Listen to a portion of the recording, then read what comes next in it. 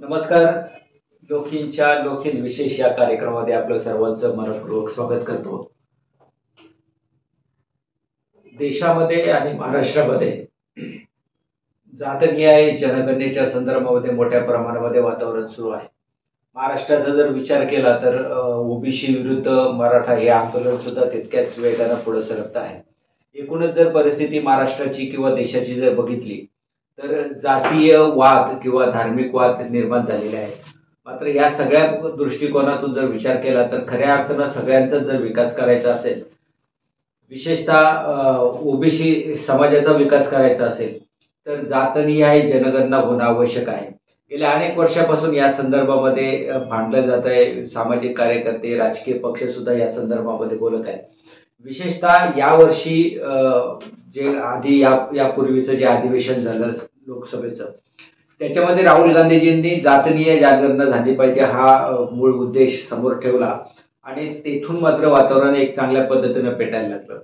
महाराष्ट्रामध्ये सुद्धा महाराष्ट्र प्रदेश काँग्रेस कमिटीच्या वतीनं या संदर्भामध्ये राहुल गांधीजींचा जो विषय आहे किंवा राहुल गांधीजींनी जो या ठिकाणी जातनीय जनगणना झाली पाहिजे या संदर्भामध्ये जो मुद्दा उचलून धरलेला आहे त्याला बळ देण्याचं काम महाराष्ट्र प्रदेश काँग्रेस कमिटीच्या माध्यमातून झालेलं आहे.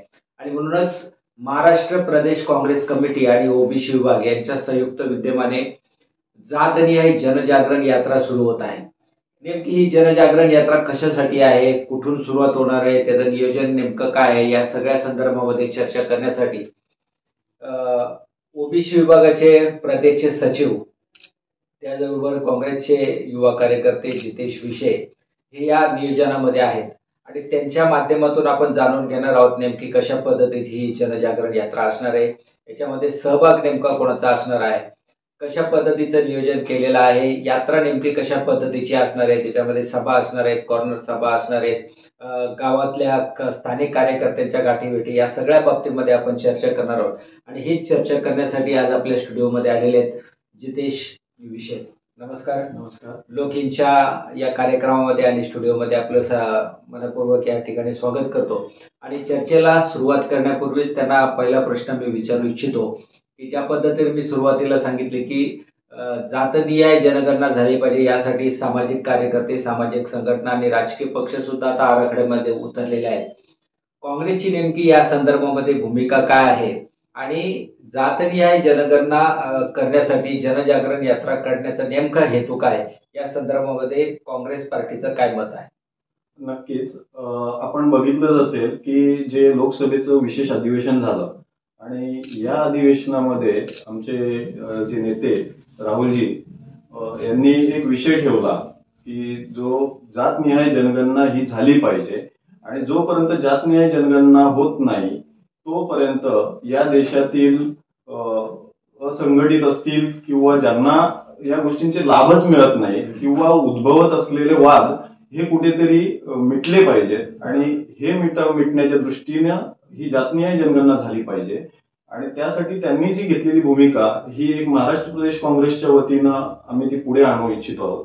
आणि यासाठी हा कार्यक्रम आदरणीय नानाभाऊ पटोळे असतील आमचे ज्येष्ठ नेते आणि प्रदेशाध्यक्ष आणि यांच्या आदेशाने आणि सन्माननीय भानुदाजी माळीसाहेब प्रदेशाध्यक्ष ओबीसी यांच्या नेतृत्वामध्ये आम्ही या कार्यक्रमाचं आणि या दौऱ्याचं म्हणजे रथयात्रा याला आम्ही संबोधलं आहे जनजागरण रथयात्रा, जातनिहाय जनजागरण रथयात्रा म्हणून आम्ही ती महाराष्ट्रात काढत आहोत.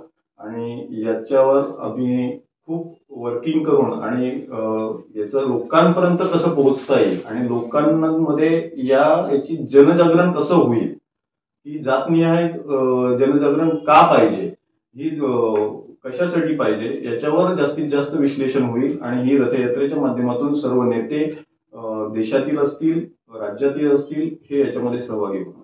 ओके. आता ही जी तुमचं रथयात्रा निघणार आहे त्याचं नेमकं नियोजन कसं केलेलं आहे, सुरुवात कुठून होणार आहे आणि एकूणच जशा पद्धतीने आपण रथयात्रा सांगले काही ठिकाणी निवास कदाचित असणार आहेत किंवा सभा वगैरे काय आहे, नेमकं कशा पद्धतीचं स्वरूप असणार, सुरुवात कुठून होणार, कोणाच्या माध्यमातून होणार आणि ही सगळं एकूण एकतरी ही पूर्ण महाराष्ट्रभर जनयात्रा तर याचं नियोजन करण्यासाठी आतापर्यंत तुमच्या कोणाकोणासोबत बैठका झाल्या? आपण बघितलंच असेल की ज्याप्रमाणे भारत जोडो यात्रेचं नियोजन झालं त्याच धर्तीवर ती फक्त पदयात्रा होती. भारत जोडो ही पदयात्रा होती आणि त्या धर्तीवर आपण ही रथयात्रा काढतोय की जवळजवळ ही 3,500 किलोमीटरची महाराष्ट्रभर रथयात्रा फिरते आणि ही रथयात्रा 3 टप्प्यांमध्ये वर्गीकरण करण्यात आलेलं आहे तिचा. आता हे वर्गीकरण करताना आमच्या वरिष्ठ नेत्यांबरोबर असतील किंवा ओबीसी विभागाच्या नेतृत्वात नानाभाऊंनी दिलेलं जे काही काम होतं त्या अनुषंगाने काही दौरे करण्यात आले. प्रथमतः आमची जी काही कोर कमिटीची टीम आहे ओबीसीची आणि यासाठी एक समिती नेमली गेली. सन्माननीय माळी साहेबांच्या अधिपत्याखाली एक समिती नेमली गेली आणि या समितीने महाराष्ट्रभर दौरे केले. काही ठिकाणी पुनश्च दौरे चालू आहेत, काही अगोदर दौरे झालेले आहेत आणि याच्यावर सर्वत्र त्या एरियातल्या प्रथमतः ओबीसीच्या डिपार्टमेंटची जी काही विभाग आहे ओबीसी यांच्याशी चर्चा करून, काही ठिकाणी पॅरेंटच्या लोकांची चर्चा करून, प्रदेशच्या लोकांशी चर्चा करून आणि मग त्याचा एक आराखडा तयार केला आणि हा आराखडा आम्ही सन्माननीय नानाभाऊंच्या समोर ठेवला. नानाभाऊंच्या मान्यतेने आम्ही पुन्हा तो आमच्या ओबीसीचे राष्ट्रीय अध्यक्ष कॅप्टन सरांच्या समोर ठेवून आणि मग पुढच्या वाटचालीस आम्ही लागलो त्याच्यामध्ये. तर याचं जे मूळ आता 3 टप्प्यांमध्ये जसं मी म्हटलं तुम्हाला, तर त्यामध्ये प्रथम टप्पा जो येतो तो कोल्हापूर आपले आरक्षणाचे प्रणेते शाहू महाराजांच्या इथनं आपण सुरुवात करतो आणि त्या पहिल्या टप्प्याचं जे शेवट आहे, समारोप आहे, तो आपण साकोळा गोंदियामध्ये सन्माननीय नानाभाऊंच्या मतदारसंघाच्या इथे आपण करतोय.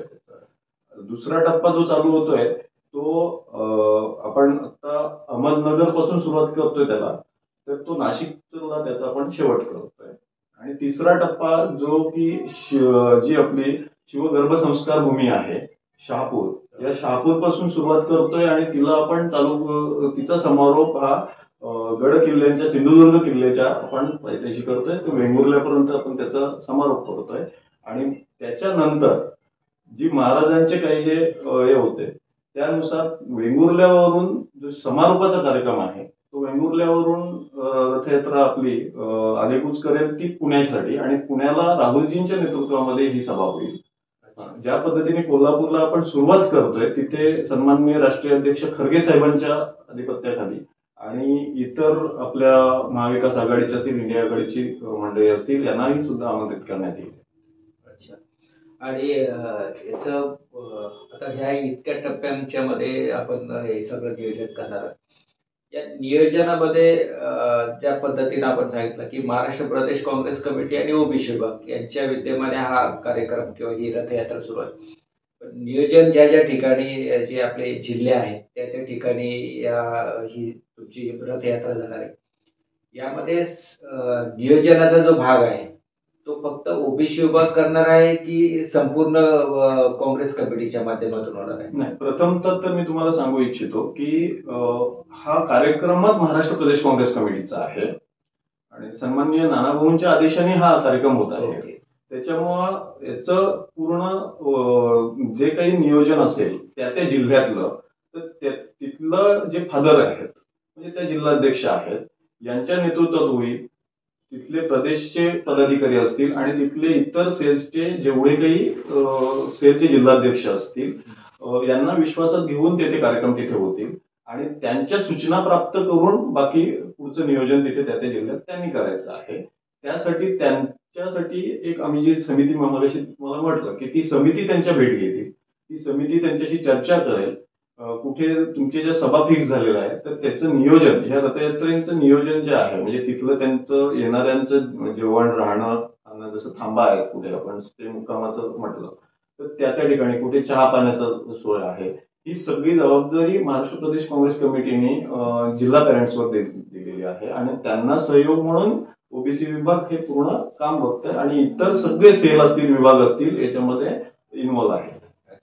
पण आता नेमकं स्वरूप कसं असणार? म्हणजे आता समजा एखाद्या जिल्ह्यामध्ये ही रथयात्रा आली तर त्या ठिकाणी काय काय होणार? म्हणजे नुसती लोकांशी संवाद साधणार, कशा पद्धतीने संवाद साधणार, काय सभा होणार, कशा पद्धतीचं नियोजन? बघा, आता उदाहरणार्थ जर आपण आज शहापूर इथे बसलेलो आहोत तर आपण इथलं जर सुरुवात घेतली आपण, तर शहापूर येथे एक सभा होईल, उद्घाटनाची सभा होईल. या सभेमध्ये लोकांशी संवाद साधले जातील आणि त्या अनुषंगाने ह्या सभेच्या अगोदर काही पत्रकार परिषद होती. म्हणजे हे प्रत्येक ठिकाणी असंच राहील की आता जर मला शहापूरला सभा आहे तर त्याच्या अगोदर शहापूरची पत्रकार परिषद होईल एक दिवस अगोदर. सेम उद्या जर भिवंडीची सभा असेल तर भिवंडीच्या सभेच्या अगोदर एक दिवस अगोदर भिवंडीची पत्रकार परिषद होईल.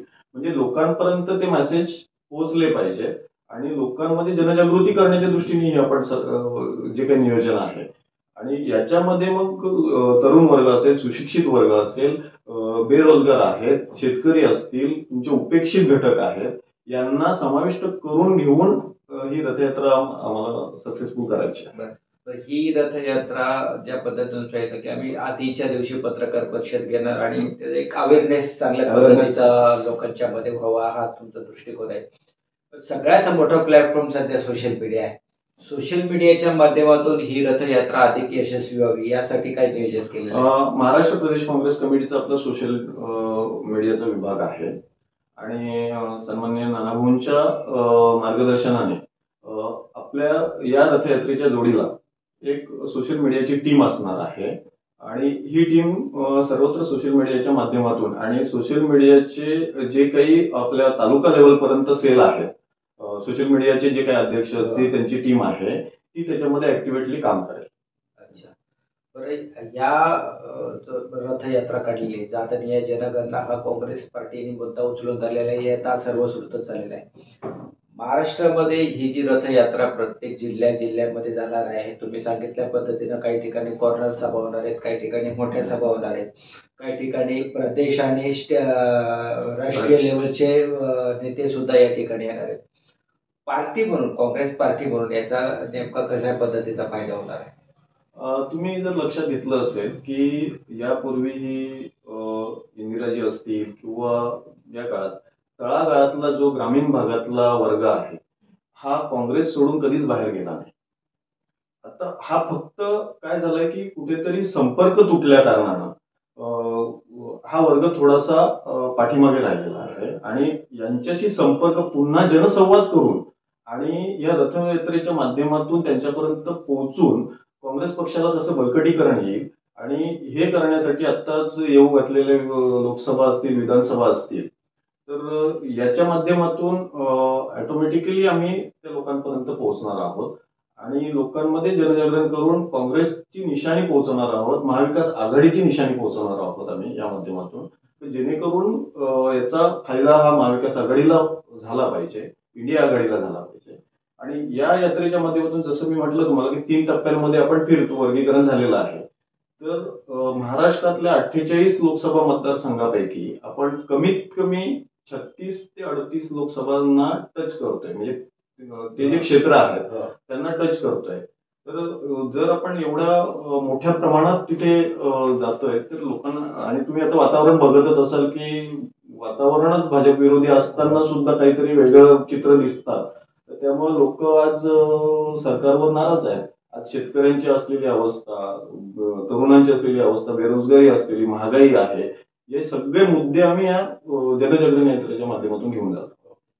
भारत जोडो यात्रा जी महाराष्ट्रामध्ये आली होती, त्या भारत जोडो यात्रेच्या अनेक ठिकाणी मोठ्या अगदी जाहीर सभा वगैरे झाल्या. या सगळ्या जाहीर सभांच्या मध्ये काँग्रेसचे मित्रपक्षांचे सुद्धा नेते मंडळी बऱ्याच ठिकाणी दिसली.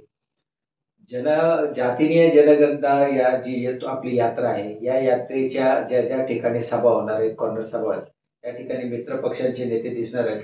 नक्कीच मला तुम्हाला सांगायला आनंद वाटेल की कालच मला, कारण मी एक बॅक ऑफिस म्हणून जेव्हा काम करतोय सध्या, कारण ह्या नियोजन समितीमध्ये टिळक भवन इथून मला टिळक भवनच्या पॅरेंट बॉडीशी कोऑर्डिनेशन आणि आमची जी समिती आहे आणि प्रदेश अध्यक्ष यांच्याशी कोऑर्डिनेशन करण्याची जबाबदारी माझ्यावर दिलेली आहे.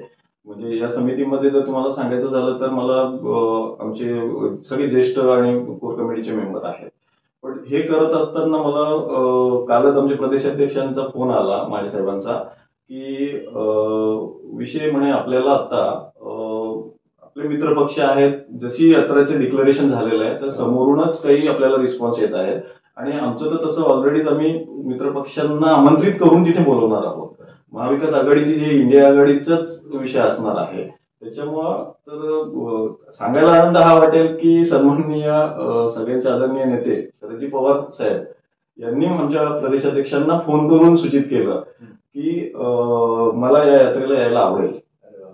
आणि ही खरी सुरुवात असेल की यात्रा सगळं डिक्लेरेशन सगळ्या गोष्टी होता क्षणी या राज्याचे माजी मुख्यमंत्री आणि देशाचे कृषी विधाते जर त्यांना या गोष्टीचं महत्व पटलं तर नक्कीच आपल्या इतर घटक पक्षांना ते पटणारच. आणि त्यांनी सूचित केल्यामुळं आम्हाला अजून जो त्या गोष्टीमध्ये काय म्हणतात मोटिवेशनल हे आलेली आहे.